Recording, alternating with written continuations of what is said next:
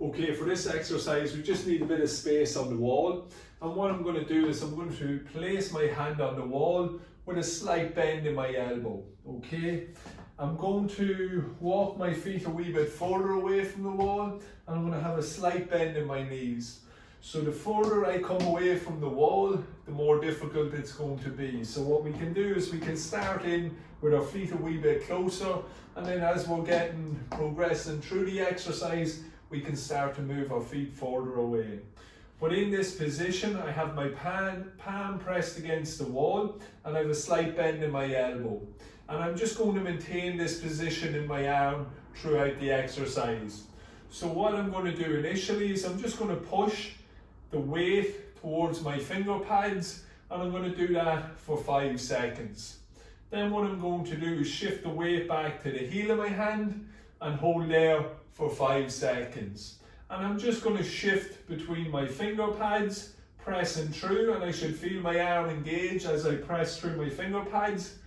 And then I should shift the weight to the heel of my hand, in which case it's going to work the opposite side of my hand. So I'm maintaining an active arm throughout this movement. Then what I'm going to do, or what I can do, is work different hand positions. So we can work here with our hand facing 9 o'clock, and I'm doing the same movement again. I'm pushing through my finger pads for 5 seconds, and then shifting the weight to the heel of my hand. And then I push to the finger pads, back to the heel of my hand. Then I can move to 6 o'clock, okay?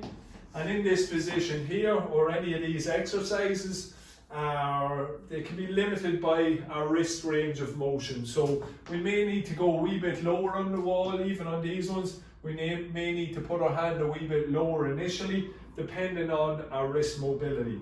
For this one in particular, I might need to get a wee bit lower, but the same principles apply.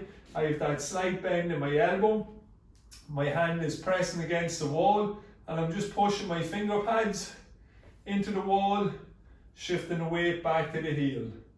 Pushing my finger pads in, shifting the weight to the heel of my hand. And then the final position we might work is this position here.